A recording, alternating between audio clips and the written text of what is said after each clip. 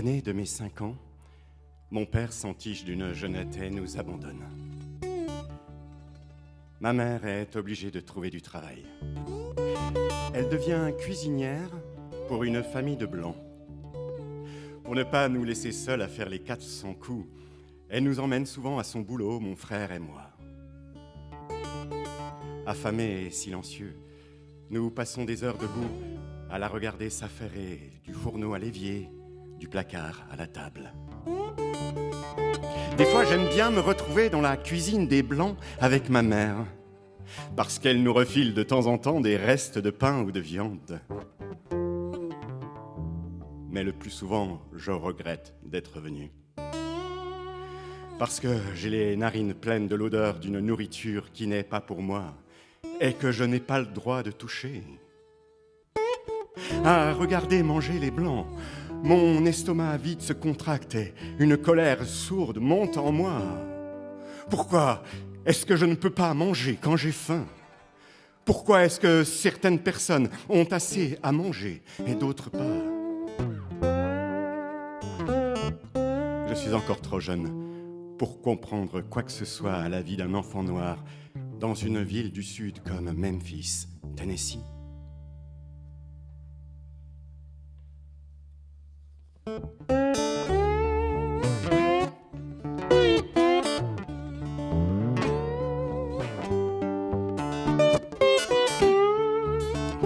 Il y a longtemps que j'ai décidé d'arrêter d'accompagner ma mère. J'ai 6 ans et je passe mon temps à vadrouiller dans la ville du matin au soir pendant qu'elle va faire la cuisine chez les Blancs. Je prends l'habitude de traîner devant un bar qui se trouve à quelques rues de chez nous. L'intérieur de ce bar m'a l'air d'un endroit merveilleux qui m'attire autant qu'il m'effraie. Je m'en dis quelques pièces et puis je reluque sous les portes battantes les hommes et les femmes en train de boire. Lorsqu'un voisin me chasse de là, je suis les ivrognes dans la rue, je les montre du doigt et je me paie leur tête. Un après-midi, alors que je suis occupé à lorgner vers l'intérieur du bar, un noir immense me saisit par le bras et m'entraîne de force dans les profondeurs enfumées de l'établissement. Aussitôt, l'odeur de l'alcool me pique les narines. Je hurle, je me débats, essayant de me libérer, effrayé par la foule d'hommes et de femmes qui me regardent. Mais le type ne me lâche pas.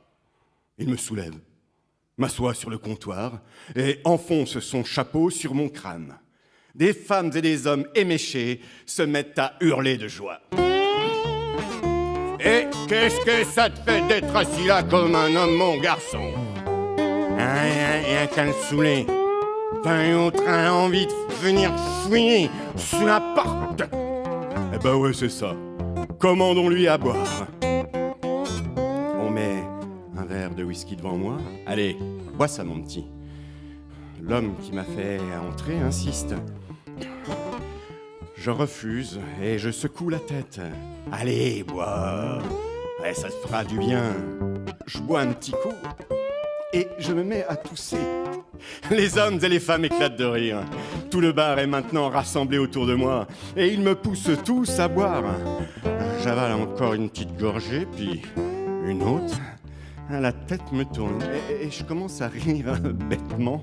On me repose par terre et en gloussant, je me mets à courir en zigzag parmi la foule enthousiaste. Je bois à tous les verres.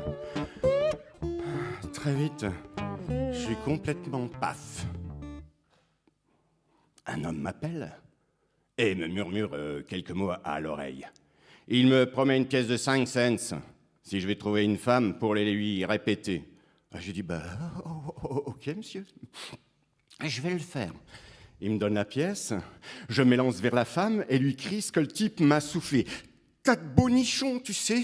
Une tempête de rire se déchaîne dans toute la salle. À partir de ce moment, pour une moitié de $, je répète à n'importe qui tout ce qu'on m'a chuchoté.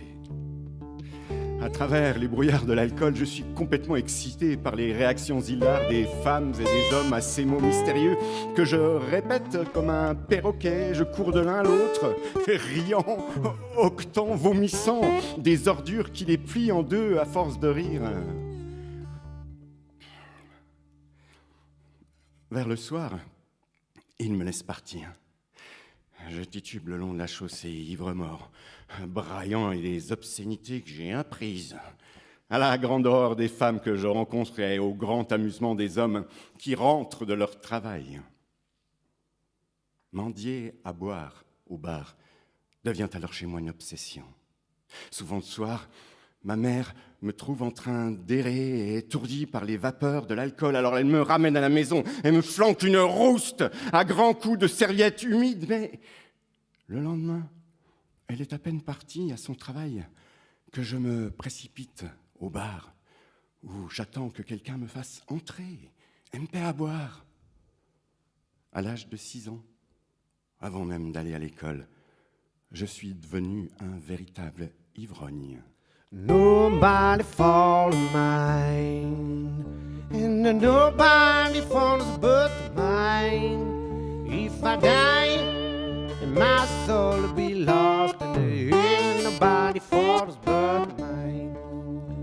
I've got a Bible I can read, and I've got a Bible I can read, and if I fail to win, and my soul will be lost. Yeah, nobody falls but mine.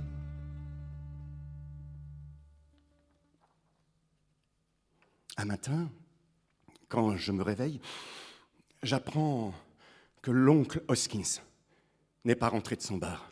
L'oncle Hoskins, c'est lui qui nous a recueillis après que ma mère est tombée malade, assez gravement pour ne plus pouvoir travailler et s'occuper de nous à Memphis. L'oncle a une jolie maison à Elaine, dans l'Arkansas.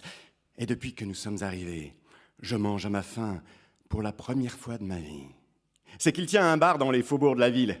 Et l'affaire tourne plus que bien avec de la nombreuse clientèle, des ouvriers, des scieries, des environs. Son bar est ouvert toute la nuit. Et mon oncle ne rentre qu'au petit matin. Alors il se couche et il dort une partie de la journée. Un jour, je me suis faufilé dans sa chambre pendant qu'il ronflait lourdement pour observer le gros revolver qu'il laisse à côté de son oreiller. J'ai demandé à tante Maggie pourquoi il gardait l'arme si près de lui. C'est parce que des hommes ont menacé de le tuer, des Blancs. Et ce matin, il n'est toujours pas rentré.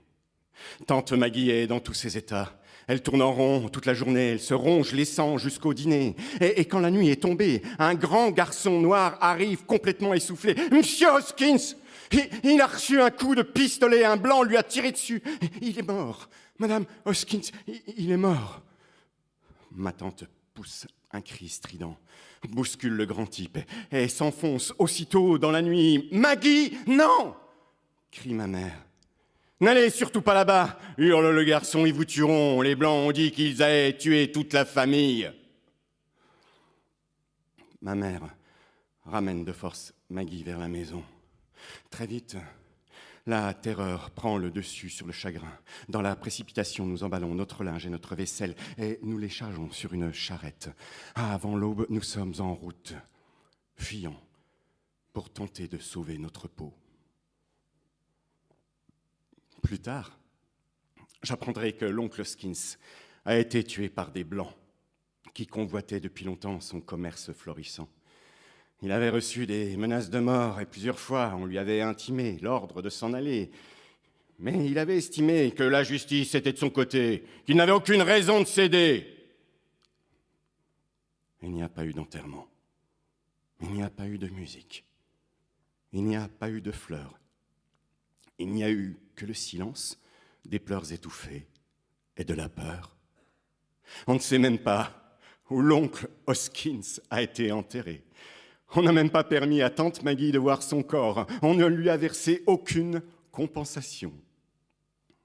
Moi, c'est la première fois que je suis mêlé de si près à la terreur blanche et à 7 ans. Je commence à comprendre beaucoup de choses.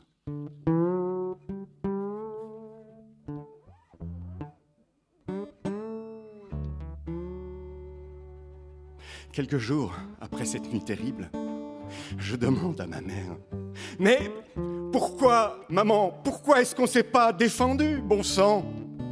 Et de peur, elle me balance une gifle pour me faire taire.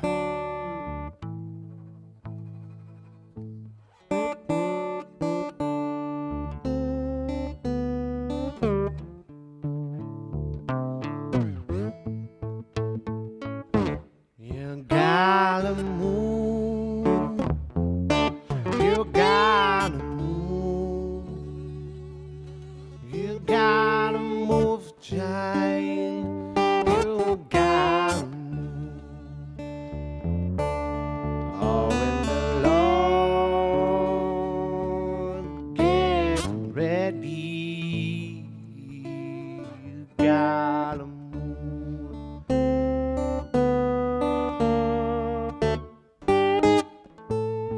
You may be rich, or you may be poor, or you may be a high boy, well, you may be low.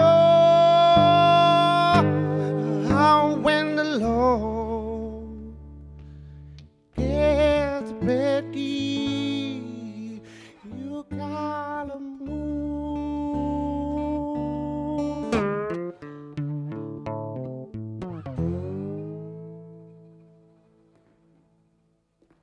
Ella! Ella! Hé, s'il te plaît, dis-moi ce que tu lis. J'ai 8 ans. Et nous vivons maintenant à Jackson, dans le Mississippi, dans la maison de ma grand-mère. Elle a eu la bonté de nous accueillir après l'assassinat de l'oncle. Mais c'est une vieille femme acariâtre et terriblement bigote. Pour alléger les charges du ménage, elle a pris en pension une institutrice de couleur. C'est elle qui s'appelle Ella. Elle passe tout son temps libre à lire. Et il y a longtemps que je veux lui demander de me parler de ses livres. Mais je n'arrive jamais à rassembler assez de courage pour le faire. Pourtant, cet après-midi, comme je l'ai trouvée assise seule en train de lire sur le seuil de la porte, je me suis lancé. Allez, sois gentille, Ella. Dis-moi ce que tu lis. Oh, ce n'est qu'un livre quelconque, elle répond, en jetant autour d'elle un regard un peu inquiet. Oui, mais Ella, c'est un livre sur quoi? Oh, ta grand-mère n'aimerait pas que je parle de romans. Quand tu seras plus grand, tu liras des livres et tu sauras ce qu'il y a dedans. Oui, mais Ella, je veux savoir maintenant. Elle réfléchit une seconde, et puis elle ferme le livre. Allez, viens ici. Je m'assois à ses pieds. Je lève mon visage vers elle. Elle commence à raconter.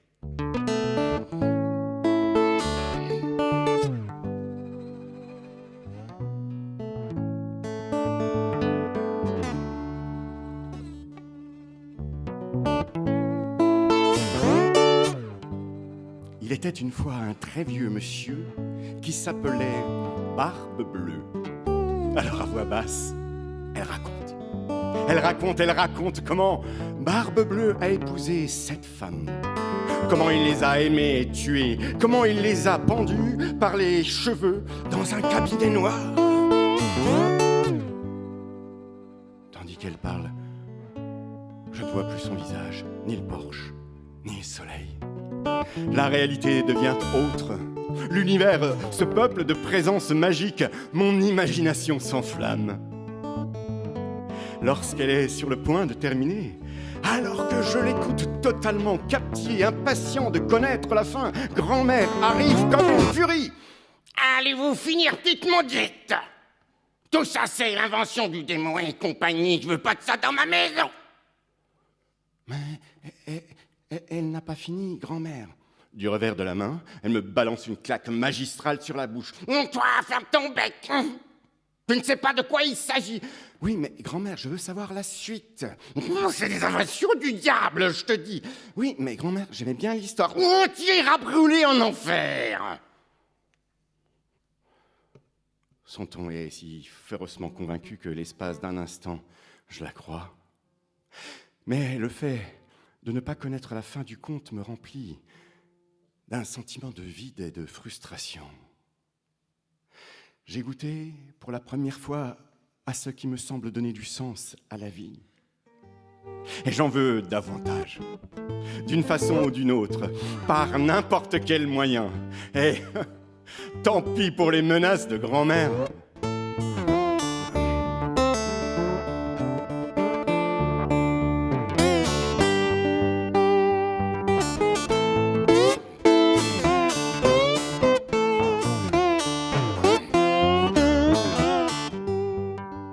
Un soir, j'entends un récit qui court les rues à Jackson et qui va m'empêcher de dormir pendant des nuits et des nuits. Le récit parle d'une négresse dont le mari a été arrêté, massacré par une foule enragée de blancs. La femme a juré de venger son mari.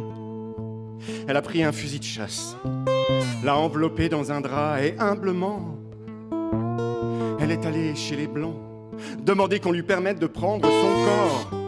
Oui, le corps de son mari, pour l'enterrer. La permission lui est accordée de venir auprès du cadavre tandis que les Blancs, silencieux et armés, l'observent. La femme, d'après l'histoire, s'est agenouillée et a prié. Et puis, elle a déroulé brusquement le drap. Et avant que les Blancs aient eu le temps de réagir, elle a sorti le fusil. Et toujours agenouillée, elle en a tué 4. En fait, je ne saurai jamais si l'histoire est vraie ou non. Mais l'important, c'est qu'elle résonne tout de suite au plus profond de moi comme une vérité. À 9 ans, j'en suis arrivé au sentiment qu'il existe des hommes contre lesquels je suis impuissant. Oui, des hommes qui peuvent violer mon existence selon leur bon plaisir. Et j'ai compris que je suis résolu à suivre l'exemple de la femme noire si jamais je devais affronter une équipe de lyncheurs blancs. Je cacherai une arme, je ferai semblant d'être anéanti par le mal causé à un être cher. Et puis au moment où l'on croirait que j'avais humblement accepté la cruauté blanche, j'appuierai sur la détente et j'en tuerai autant que je le pourrai avant d'être tué moi-même.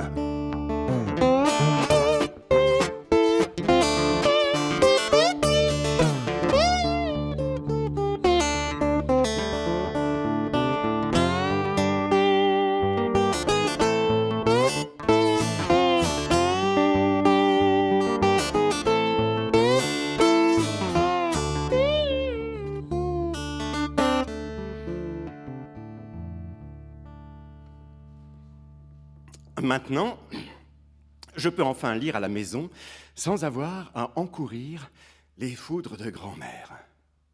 Elle a toujours brûlé tous les livres que j'ai apportés chez elle, sous prétexte que c'était des fadaises. Mais comme désormais, je vends des journaux dans la rue, elle accepte que j'en ramène un exemplaire et que je le lise le soir dans ma chambre. Elle pense qu'à 12 ans, vu que je gagne un peu d'argent comme ça, je suis enfin devenu un garçon sérieux et raisonnable. Alors tous les jours, je parcours le quartier nègre pour vendre mes journaux. Oh, je me suis constitué lentement une véritable petite clientèle. En rentrant chez moi, je m'enferme donc dans ma chambre et je lis le supplément illustré. Ah oui, le supplément illustré, où je savoure les exploits étranges d'hommes étranges dans des cités étranges et lointaines. Ce ne sont que des histoires, mais je les tiens pour vraies, parce que je veux y croire, parce que j'ai soif d'une vie différente, soif de nouveauté. Je suis heureux, et j'aurais pu continuer à vendre le journal indéfiniment, mais un soir, un ami de la famille m'interpelle. C'est un grand nègre, tranquille, sérieux, doux. Je passe chez lui avec mon journal, il me donne 10 cents et me regarde d'un air bizarre. Tu sais, mon petit gars, ça me fait plaisir de devoir gagner un peu d'argent. Vous êtes bien aimable, monsieur. Mais dis-moi qui t'a dit de vendre ces journaux. Personne, monsieur. Tu les as déjà lus? Ah oui, pour sûr. Je lis les histoires, dans le supplément illustré. Oh, mais jamais ce qu'il y a dans le journal. Est-ce que c'est un blanc qui t'a demandé de vendre ces journaux? Ah, non, monsieur. Mais pourquoi vous me demandez ça? Ta famille sait que tu vends ces journaux. Ah oui, monsieur. Mais pourquoi? Qu'est-ce qu'il y a de mal? Il ne répond pas.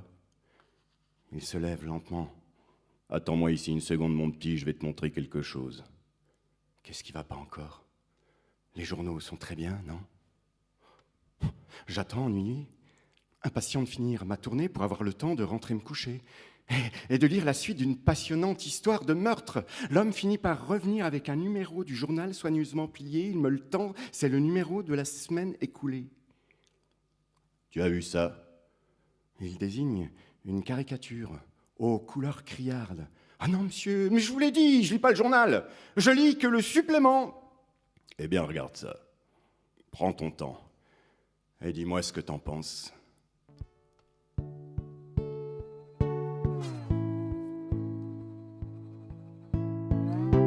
La caricature représente un énorme nègre, au visage gras et luisant de sueur, au nez épaté, aux dents en or. Confortablement installé dans un fauteuil tournant, il a posé sur un immense bureau, ses pieds chaussés de souliers d'un jaune éclatant. Il fume un gros cigare noir entre ses lèvres épaisses. Il porte une cravate à pois, une épingle étincelante, des bretelles rouges et une chemise de soie rayée. D'énormes bagues de diamants ornent ses gros doigts noirs. Et par terre, à côté du bureau, se trouve un crachoir débordant de glaviots. Et accroché au mur, une pancarte blanche. Une pancarte qui proclame la Maison Blanche. Et sur le haut du dessin, on peut lire: le seul rêve du nègre est de devenir président des États-Unis et de coucher avec des blanches. Américains, permettrez-vous ce sacrilège dans notre beau pays? Organisons-nous et sauvons la femme blanche de la dégradation. J'écarquille les yeux effarés. Tout cela me semble si étrange et pourtant si familier. Tu sais ce que ça veut dire, me demande l'homme. Mince alors. Non, monsieur, je sais pas. Tu as déjà entendu parler du Ku Klux Klan? Oui, bien sûr. Tu sais ce que les types du clan font aux gens de couleur? Oui, monsieur, ils nous tuent. Ils nous empêchent de voter et d'obtenir de bonnes places. Eh bien, le journal que tu vends prêche les doctrines du Ku Klux Klan. Oh non! Tu l'as entre les mains, mon petit. Oui, mais je vous l'ai dit, je lis le supplément. Jamais le journal. Mais écoute, mon petit gars. Tu es un jeune garçon noir et tu tâches de faire quelques sous parfaits. Je ne veux pas t'empêcher de vendre ces journaux si tu tiens à les vendre. Mais ça fait 2 mois que je les lis. Et je sais ce qu'ils veulent. En les vendant, tu pousses tout simplement les Blancs à te tuer.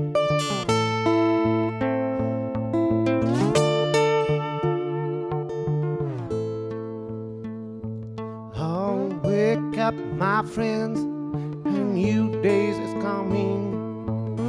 And I'd be so far away from here.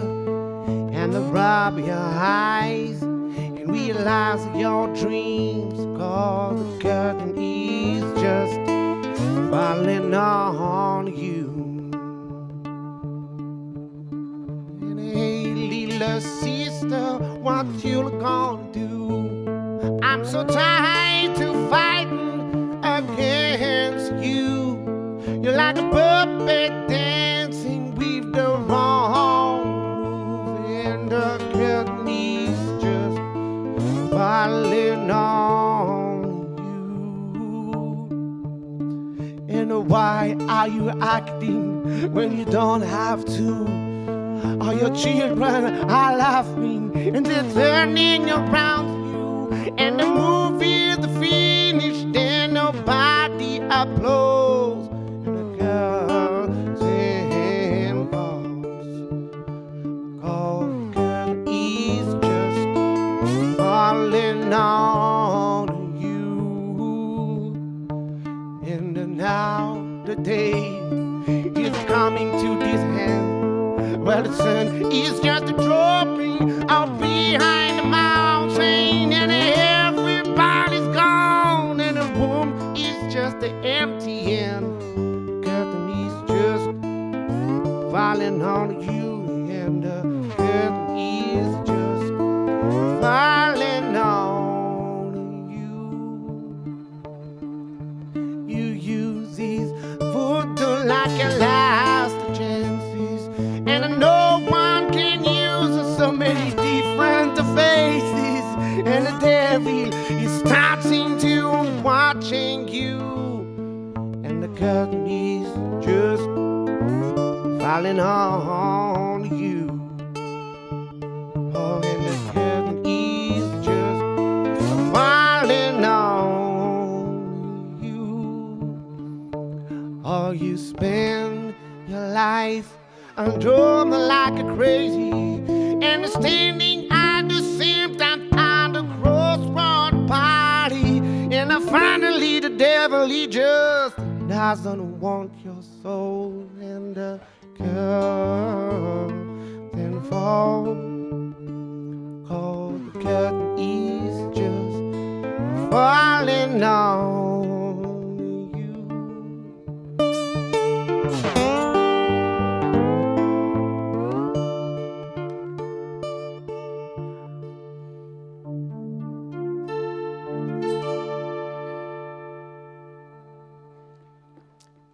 Quand il m'arrive d'aller à l'école, je m'ennuie. Je reste assis à rêvasser, sans vraiment écouter le maître. Un après-midi, alors que j'ai 14 ans et que je suis en 8e, je prends mon cahier et au lieu de faire des exercices sans intérêt, je me mets à écrire une histoire. Ensuite, j'y travaille dès que je peux et en 3 jours, je l'ai finie. Ça raconte les mauvaises actions d'un gredin qui cherche à s'emparer de la maison d'une pauvre veuve. L'atmosphère est très mélodramatique et j'appelle mon histoire le vaudou de l'enfer. Quand j'ai terminé, je me demande à qui je pourrais bien la faire lire. Et sans trop me poser de questions, au culot, je vais frapper à la porte du directeur du journal nègre de la ville. L'histoire ne doit pas être trop mauvaise parce qu'il accepte de la publier et m'incite à continuer à écrire. Je suis assez fier de moi, évidemment. Mais c'est quand la nouvelle paraît dans le journal que les incompréhensions commencent. D'abord, c'est les camarades de classe qui viennent me trouver à la récréation, avec des yeux égarés. « C'est toi qui as écrit cette histoire de vaudou ?»« Oui. »« Pourquoi ?»« Ben, parce que ça me plaisait. »« Dans quoi tu l'as prise ?»« Ben, dans rien. Je l'ai inventée. »« C'est pas vrai. T'as dû la copier dans un livre. »« Ben non. Si je l'avais copiée, le journal l'aurait pas publié. Qui t'a demandé de faire ça ? » Ben, personne. Ben, pourquoi tu l'as fait ? Nous n'avons jamais suivi de cours de littérature à l'école. Et l'idée même d'une littérature nègre semble complètement incongrue. Mes camarades n'arrivent pas à comprendre pour quelle fichue raison on pourrait avoir envie d'écrire une histoire. Surtout une histoire qui s'appelle Le Vaudou de l'Enfer. Moi qui espérais pouvoir me rapprocher d'eux en l'écrivant, je me retrouve un peu plus mis à l'écart. À la maison, les conséquences sont encore plus désastreuses. Un matin, grand-mère s'approche de moi. « Richard, qu'est-ce que tu as fait imprimer dans le journal ?»« Une histoire, grand-mère. »« Sur quoi ?»« Ben, simplement une histoire, grand-mère. »« Mais de quoi s'agit-il ?»« Ben, c'est simplement une histoire que j'ai inventée. »« Ben alors c'est un mensonge !»« Ben, écoute, grand-mère, je m'excuse, mais ça m'est difficile de t'expliquer ce que c'est qu'une histoire. Tu comprends ? Tout le monde sait qu'elle n'est pas vraie, mais alors... Ben alors pourquoi l'écrire si elle n'est pas vraie ? » Ben, pour essayer de donner du plaisir aux gens qui la lisent. Ouah, tout ça c'est de l'ouvrage de Satan, de Satan. Personne à part le directeur du journal nègre ne m'adresse la moindre parole d'encouragement. J'apprends même que le directeur de l'école est prêt à me renvoyer parce que j'ai employé le mot « enfer » dans le titre. Non, aucun encouragement, rien que de la défiance ou de la colère. Dans cette atmosphère confinée et étouffante du sud. C'est comme si, en écrivant en moi un nègre, j'avais commis un crime. And don't cry for me, 'cause now I've seen. Don't cry for me, 'cause now I've seen. Don't cry for me, 'cause now I know I am a river in the sea. I am a river.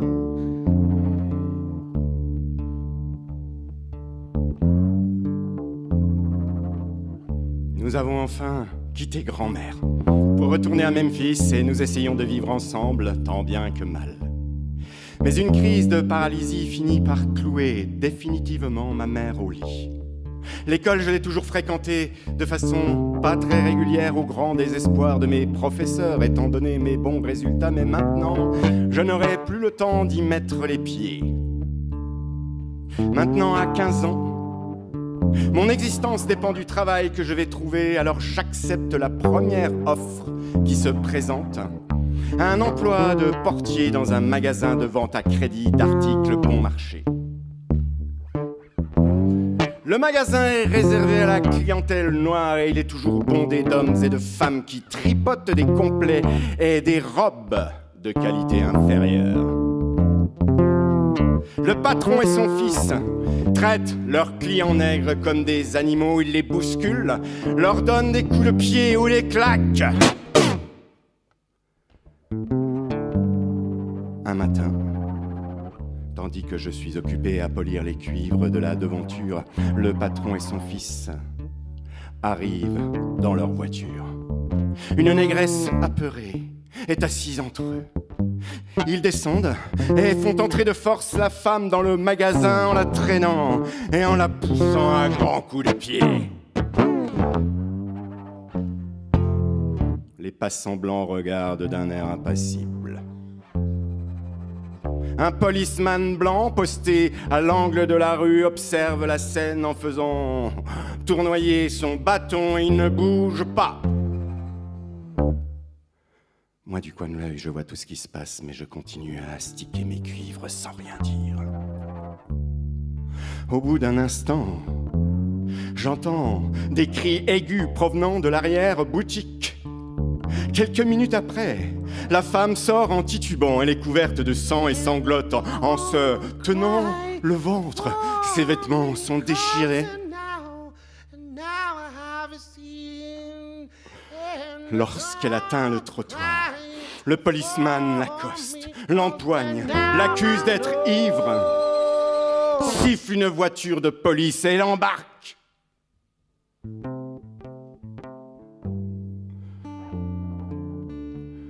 Quand je pénètre dans l'arrière-boutique un peu plus tard, le patron et son fils sont en train de se laver les mains à l'évier.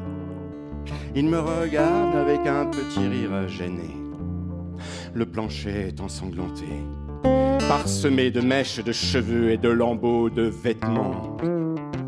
Mon visage doit refléter ce que j'éprouve, parce que le patron prend un air jovial et me donne une grande claque dans le dos. Et tu vois, mon garçon, voilà ce qu'on fait aux négros qui paient pas leurs dettes. Son fils me regarde en ricanant. Tiens, prends une cigarette. Je la prends, sans savoir quoi en faire. Il allume sa cigarette, puis il me présente l'allumette. Alors ça, vous savez, ça c'est une sorte de geste aimable. Une façon de m'indiquer que même s'ils ont tabassé la femme noire presque à mort, ils ne me feront rien si je continue à la boucler.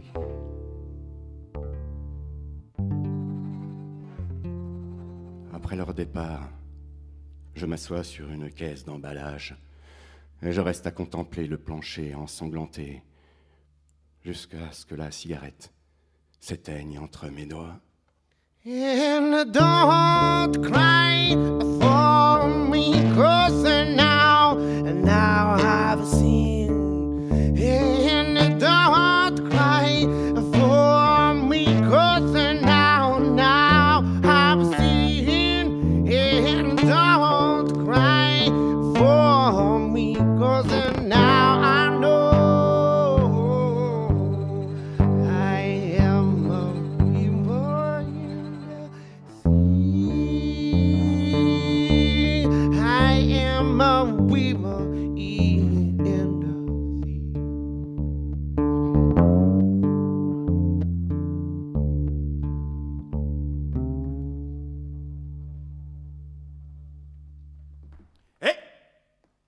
Hé Richard, regarde-moi faire. Tu vas voir comment je vais soutirer $1/4 au premier blanc qui se présentera. Alors ça, vous voyez, c'est Shorty qui parle. C'est un drôle de petit nègre, un grassouillet, rondouillard, un garçon avec qui je travaille. J'ai 16 ans maintenant, et je vis seul dans une piole minuscule. J'ai trouvé un boulot de liftier dans une banque. Je fais monter et descendre l'ascenseur aux étages en duo avec Shorty. Il me répète « Hé, Richard, tu vas voir. » À ce moment, un blanc qui travaille dans l'immeuble entre dans l'ascenseur et attend le départ. Shorty se met à chantonner entre ses dents tout en souriant et en roulant des yeux en regardant le blanc d'un air canaille. « J'ai faim, monsieur le blanc, j'ai faim. J'ai besoin de 25 cents pour mon déjeuner. » Le blanc fait semblant de ne pas entendre. Shorty, la main sur la manette de l'ascenseur, se remet à chantonner. « Ce foutu ascenseur de mal partira pas tant que j'aurai pas mes 25 cents, monsieur le blanc. Tu nous casses les pieds, Shorty. »« Oui, monsieur, mais j'ai faim, monsieur le blanc. Je veux mes 25 cents, j'en crève, monsieur. » Là, le blanc sourit pour la première fois. « Si tu te dépêches pas de me monter à mon étage, je te donne pas cher de ta putain de peau de nègre. » Oh oui, mais cet enfant de putain de Morico Shorty a bougrement besoin de ses 25 cents. Espèce de sale bâtard sauvage, grouille-toi, faut que j'aille à mon travail. Ouais, monsieur, mais ça vous coûtera 25 cents, monsieur le blanc. $1/4, pas plus. Qu'est-ce que tu ferais pour 25 cents? Ouh, n'importe quoi, chantonne Shorty. Quoi, par exemple? Shorty se met à rire, se retourne, se plie en deux, et fait ressortir ses grosses fesses charnues. « Vous pouvez me donner un coup de pied au cul pour 25 cents ?» chante-t-il, en lorgnant le blanc du coin de l'œil. Le blanc a un rire silencieux, fait teinter quelques pièces, en laisse tomber une à terre. Shorty se baisse pour la ramasser, alors le blanc, serrant les dents, lui lance un magistral coup de pied au derrière. Shorty pousse un énorme éclat de rire, dont l'écho se répercute dans toute la cage de l'ascenseur. Ouais, maintenant tu pousses ce levier, espèce d'enfant de cochon de nègre.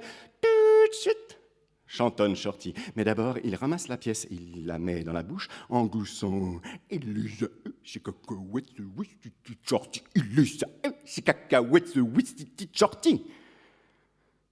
À l'étage, il ouvre la porte. Le blanc sort, fait quelques pas dans le vestibule et se retourne vers lui.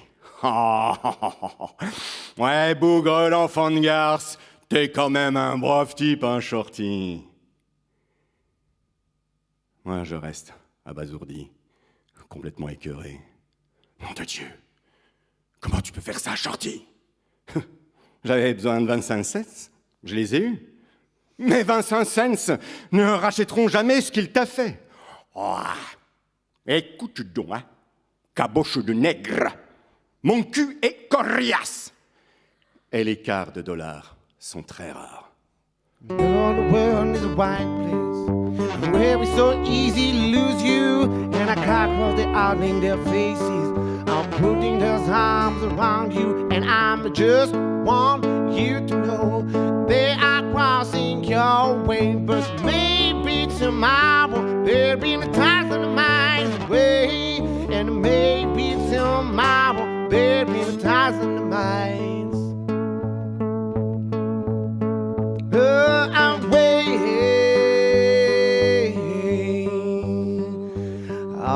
maybe tomorrow there'll be 1,000 miles.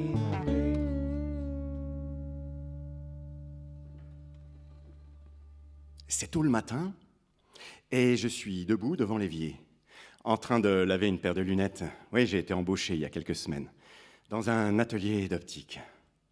J'ai 17 ans, et c'est le boulot le plus agréable et le plus qualifié de tous ceux que j'ai fait jusque-là. Même si je sais bien que les blancs de l'atelier n'apprécient pas trop qu'un nègre travaille au milieu d'eux. Je suis concentré sur mon nettoyage quand Monsieur Olin, Monsieur Olin, c'est le contremaître, s'approche de moi en souriant. « J'ai quelque chose à te dire, mon garçon. »« Oui, monsieur. On voudrait pas que t'arrives du mal. On t'aime bien ici. Tu te conduis comme un brave garçon. »« Oui, monsieur. Alors ça veut dire qu'il y a quelque chose qui va pas. Tu connais Harrison ?»« Ah oui, monsieur, je le connais. C'est un nègre qui a à peu près mon âge et qui travaille dans l'atelier d'en face. »« Bah, fais attention, veut ta peau. »« Ah, à moi ? Pourquoi ? T'en veux à mort. Qu'est-ce que tu lui as fait ? J'en oublie les lunettes que je suis en train de laver.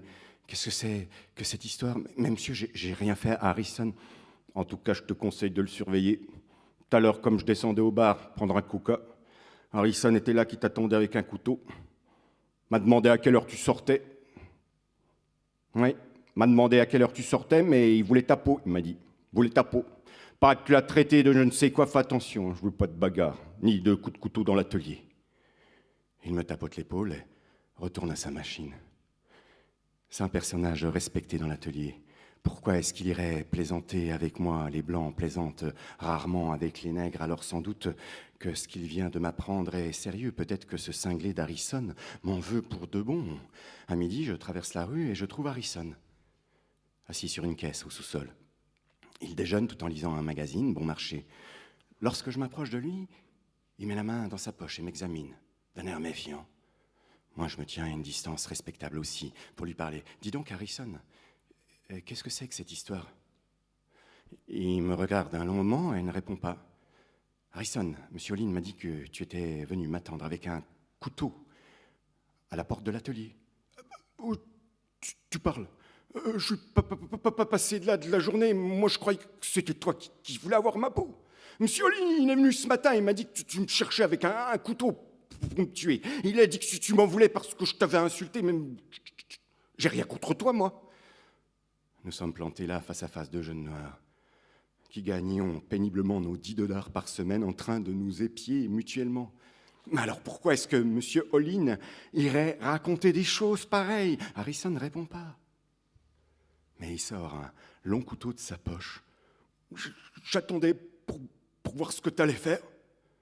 Je me sens faiblir. Et je dois m'appuyer au mur. Mes yeux sont rivés sur la lame d'acier pointue. Tu m'aurais donné un coup de couteau ? Tu t'avais essayé de m'en donner un. Je t'aurais pas attendu. Je me rends compte que j'ai failli me faire charcuter. Écoute bien, Harrison. Ne crois pas ce que dit M. Olin. Il cherche à nous faire tuer l'un l'autre sans raison. Ça doit être amusant pour les Blancs de voir des Noirs se battre pour les Blancs. On n'est pas autre chose que des chiens ou des coqs. En restant à bonne distance l'un de l'autre, nous décidons de ne pas dire à M. Olin que nous savons qu'il s'amuse avec nous. Nous convenons aussi de ne plus prêter attention à ce genre de provocation.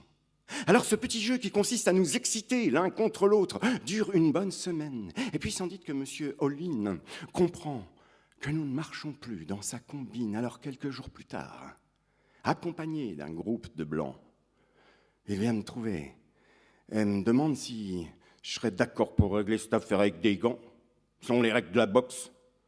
Je leur réponds que j'ai rien contre Harrison, que je ne veux pas me battre contre lui et que de toute façon, je ne sais pas boxer. Il me laisse tranquille.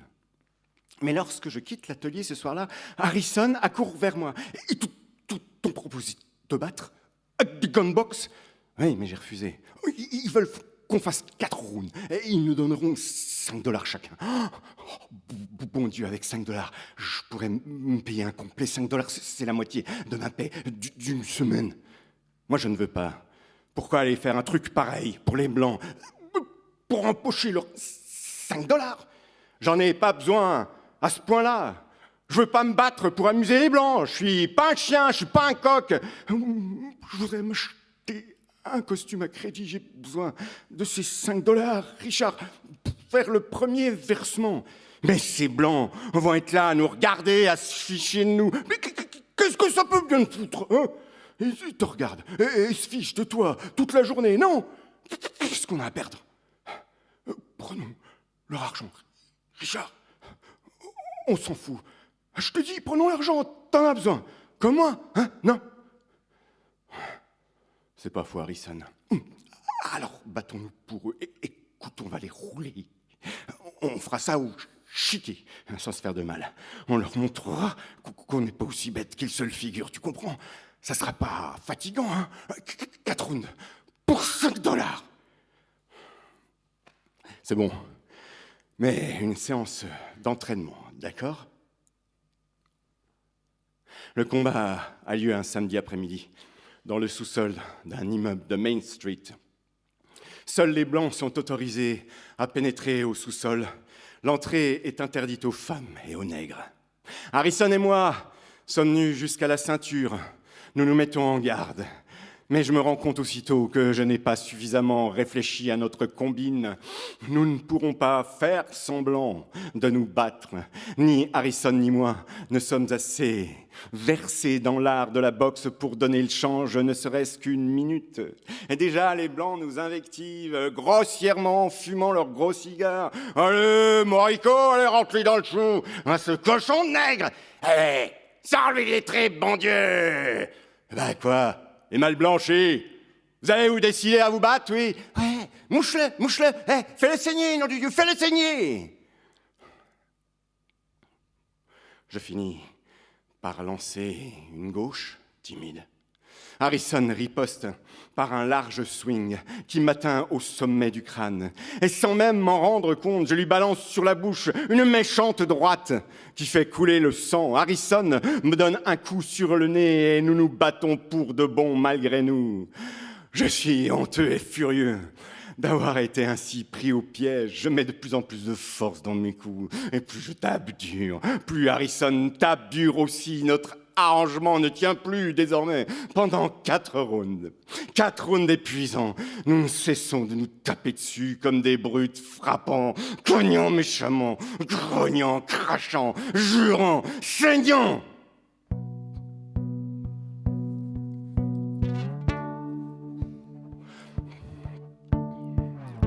La honte et la colère de nous être laissés entraîner dans ce jeu sordide renforcent la violence de nos coups. Nous évacuons la haine pour les hommes qui nous ont manipulés en nous tabassant l'un l'autre sans relâche. Et quand nous sommes complètement ensanglantés et sur le point de nous effondrer d'épuisement, les Blancs nous séparent en s'esclaffant. Je suis incapable de regarder Harrison en face. Je le déteste autant que je me déteste moi-même. Je sens que j'ai fait quelque chose de sale, d'ignoble. Quelque chose que je ne pourrai jamais expier vraiment. Serrant les $5 dans mon poing, je rentre à pied chez moi, submergé par la nausée. Par la suite, nous éviterons soigneusement de nous croiser, Harrison et moi. Et je ne remettrai plus jamais les pieds dans l'atelier d'optique.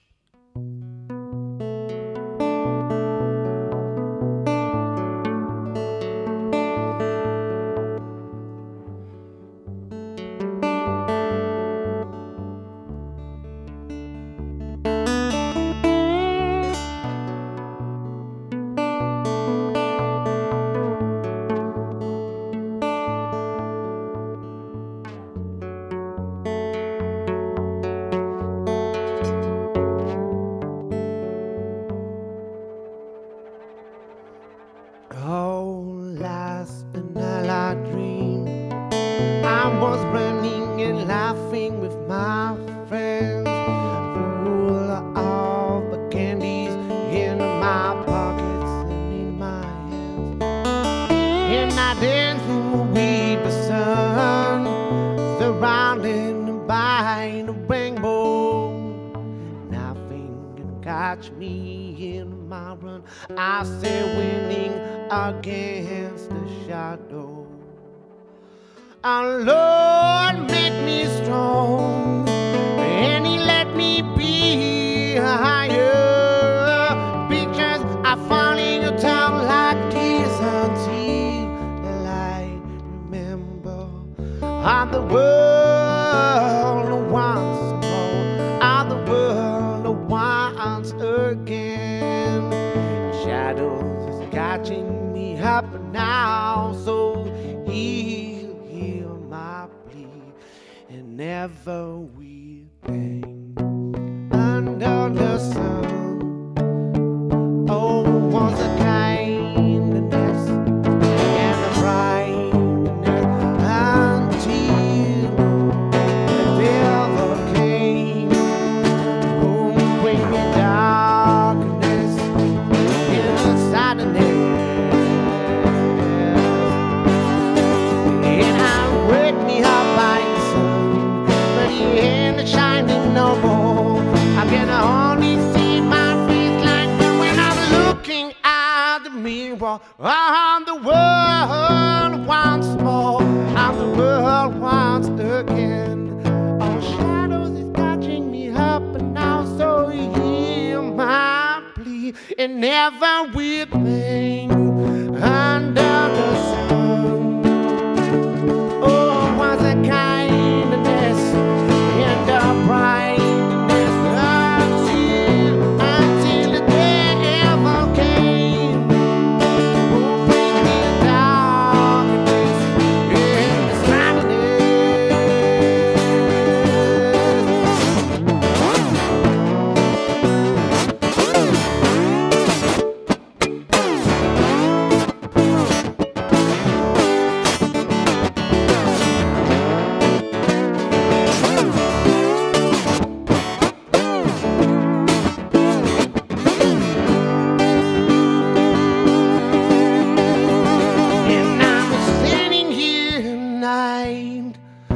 Oh, shadow finally wing the race. I forget all about the light and the cover of the darkness. And I'm standing here in the night. Our shadow finally wing the race. I forget all about the light and the cover of the darkness. And I'm standing here in the night.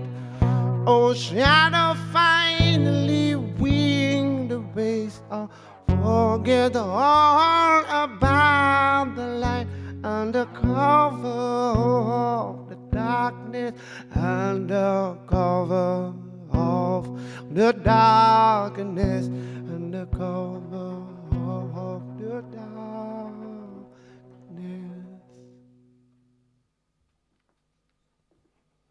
À l'hôtel, je découvre une nouvelle forme de racisme. Une forme insidieuse, étonnante, que je n'aurais même pas pu imaginer. Après quelques mois où j'ai crevé de faim sans trouver de nouveau travail, j'ai enfin réussi à me placer comme garçon d'étage dans cet hôtel du centre-ville. Les chambres du dernier étage du bâtiment sont réservées à des prostituées blanches auxquelles les clients viennent rendre visite de jour comme de nuit. Or, tandis que je fais mon boulot à l'étage, je dois prendre l'habitude de voir les portes ouvertes, avec les prostituées affalées toutes nues sur leur lit, ou en train de se promener à poil dans leur chambre. Je comprends très vite que c'est ni de l'impudeur, ni de la provocation.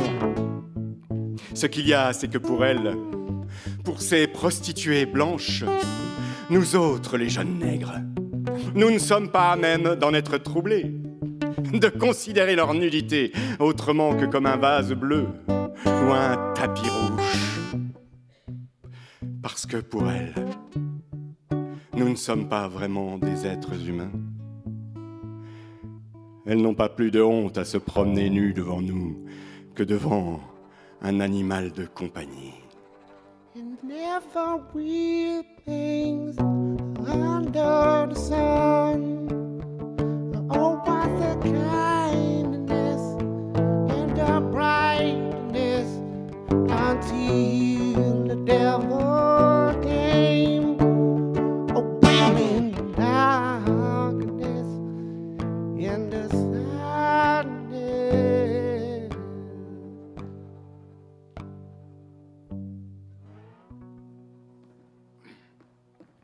Je suis en train de feuilleter le journal de Memphis, comme tous les matins. Chaque jour, j'arrive en avance au travail pour avoir le temps de satisfaire mon goût de la lecture. Je dévore gratis les journaux qui sont déposés sur le comptoir pour les clients de la banque où j'ai trouvé un boulot de portier. Ce matin-là, je parcours distraitement les pages habituelles quand je m'arrête tout à coup sur un drôle d'article consacré à un certain Mencken, un écrivain dont je n'avais jamais entendu parler. L'article est surprenant parce qu'il n'est qu'un flot d'injures contre lui. Je me demande ce que ce Mencken a bien pu faire pour s'attirer à ce point les foudres des gens du Sud. Quelles idées peut-il donc avoir proclamées pour qu'un journal aussi important l'agresse publiquement ? Sans doute des idées que le Sud n'aime pas. Alors, sans rien connaître du personnage, j'éprouve déjà pour lui une sorte de sympathie, puisqu'il est traîné dans la boue par ce Sud qui m'a, quant à moi, refusé jusqu'au titre d'homme. Mais comment faire pour me renseigner à son sujet et lire ses livres ? Bien sûr, il existe une magnifique bibliothèque à Memphis, mais évidemment, les nègres n'y sont pas admis, pas plus que dans les parcs, ou les terrains de jeu d'ailleurs. Et pourtant, cette bibliothèque, on m'a laissé y entrer quelquefois quand des blancs de la banque me demandaient d'aller y retirer des livres pour eux. Est-ce que l'un d'eux ne pourrait pas m'aider ? Je finis par en dégoter un, pas trop négrophobe, qui accepte de jouer le jeu. Il me permet d'emprunter des livres à la bibliothèque en prétextant que c'est pour lui. Le soir même, je me retrouve dans ma chambre meublée et j'ouvre le bouquin de Mencken. Je suis immédiatement frappé, choqué par le style, par les phrases nettes, claires, tranchantes. Je me représente Mencken comme un démon enragé, se servant de sa plume comme d'un fouet, attaquant le système américain, défiant Dieu, la morale ou l'autorité. Oui, cet homme combat avec des mots. Il s'en sert comme d'une matraque. Et je comprends que les mots peuvent devenir des armes.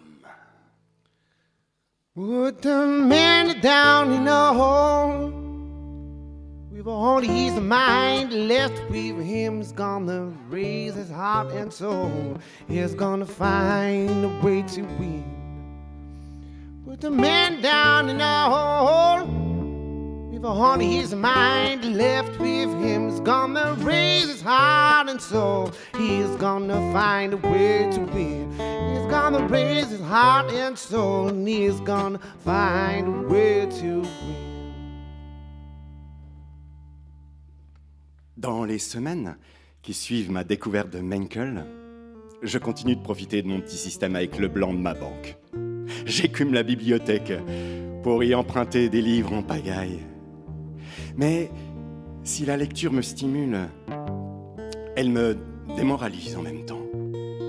Parce que tout en me faisant découvrir un univers immense de choses possibles, elle me montre aussi l'étendue de tout ce qui m'a été refusé depuis toujours.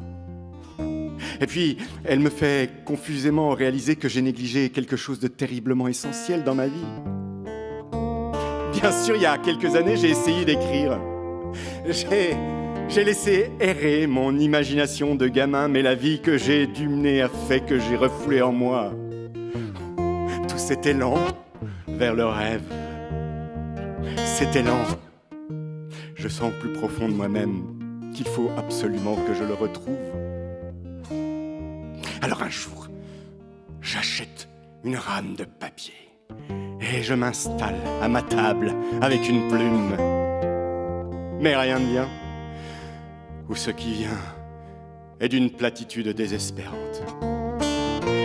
La rage au ventre, je prends alors conscience de ma profonde ignorance, de ma situation inexorable de noir dans un monde blanc et hostile. Et l'écriture m'apparaît comme un but totalement impossible à atteindre. Je sais maintenant ce que représente le fait d'être nègre. Je suis capable de supporter la faim, la violence, les injustices. J'ai appris à vivre avec tout ça. Mais sentir que certains sentiments me sont refusés et que ce que je crois être l'essence même de la vie, c'est-à-dire l'écriture, m'est inaccessible. Ça finit de me déchirer le cœur.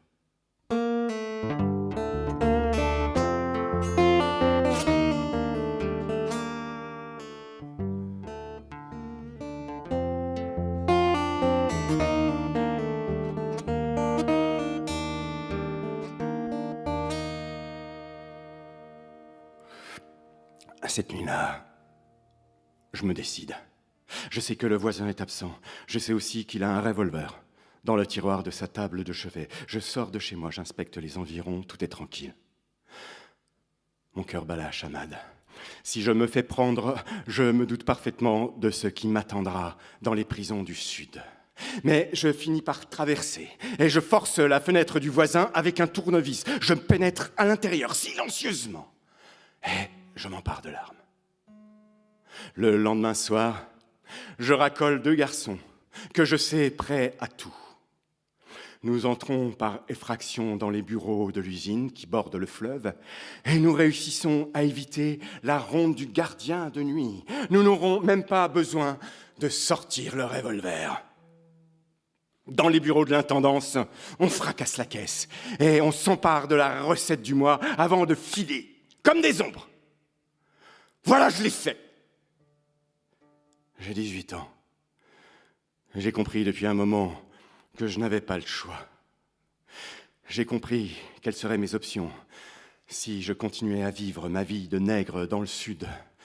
Je pourrais combattre les Blancs, les armes à la main, en entrant dans une organisation avec d'autres Noirs. Mais je sais bien que de cette façon, je ne gagnerai pas la partie. Ils sont forts, ils sont bien armés, et nous sommes faibles. Ça finirait par un quelconque, oui, lynchage de plus.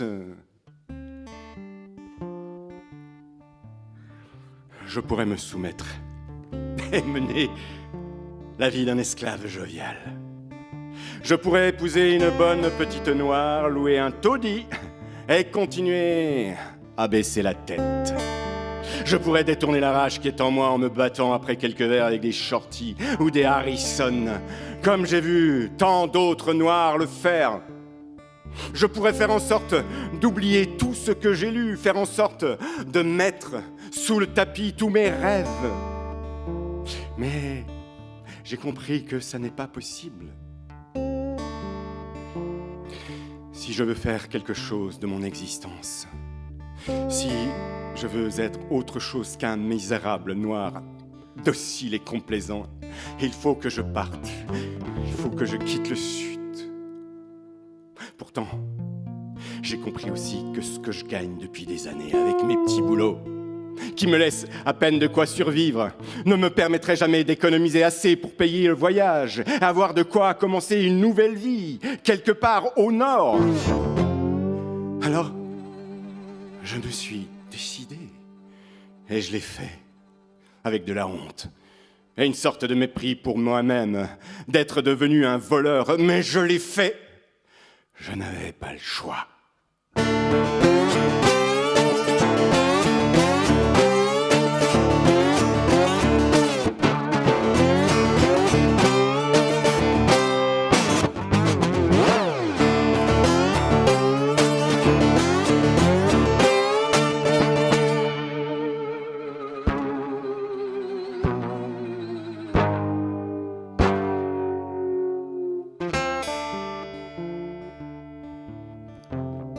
Je suis dans le train qui m'emmène enfin vers le nord à Chicago.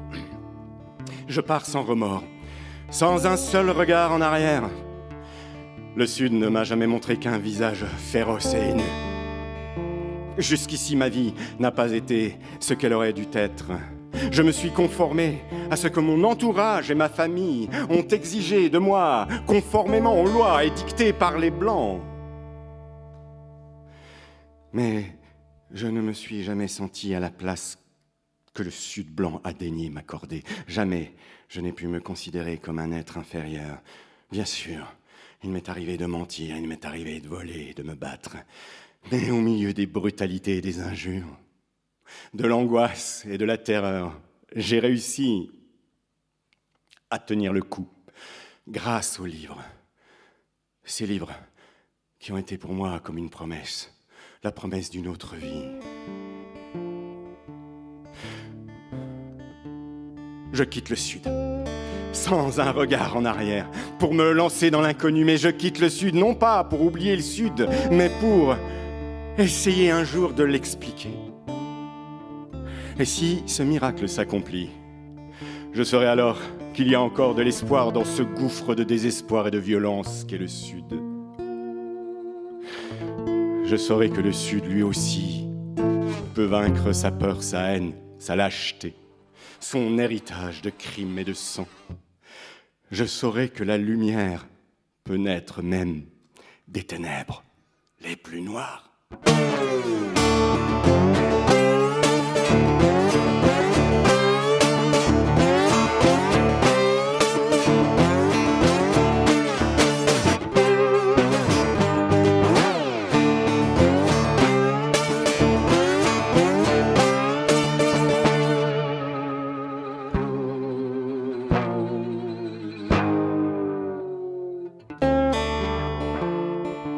Left to see my banker, wanting to ask him for credit. Look at me and say, Father, I can do nothing for it.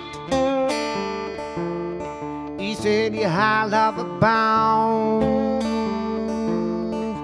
that no solution can be found. So I'm smiling on his face and see the doesn't matter now when I'm already dancing on your grave. And put the everything down, everything. In that truck, in that truck. In that truck, I put everything in the truck. I put everything, everything.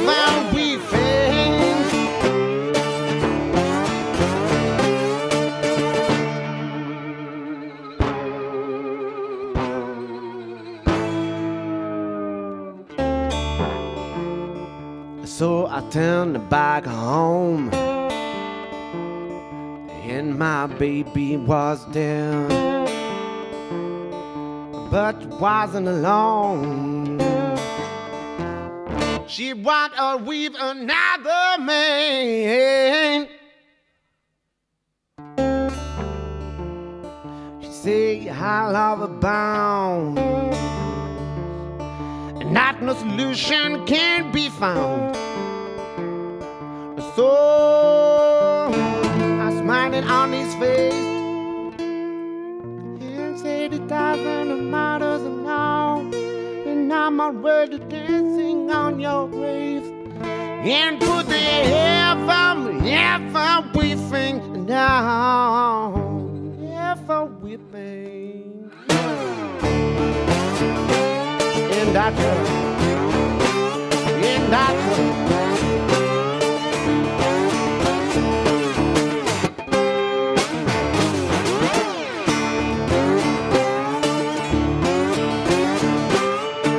Everything in the truck. I put everything, everything, everything.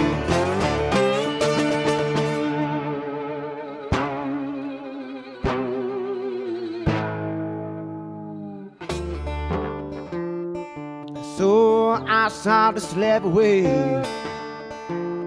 'Cause there's nothing more to do. The owner came and he said to me, I've got something to tell you. He said, how love abounds, and that no solution can be found. So I say, man, know that I'm about to the bone. I'm already dancing on a gravestone. And I put the everything in that truck, in that truck, in that truck.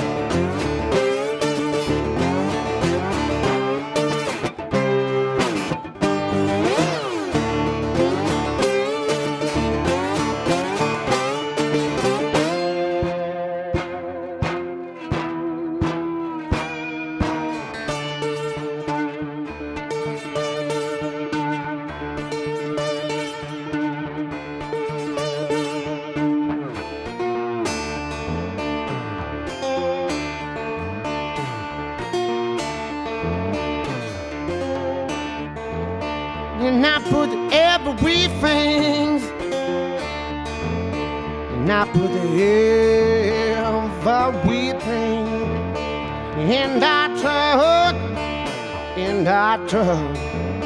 And I put everything, everything. And I put everything, everything. And I put everything in the truck, and I put everything in.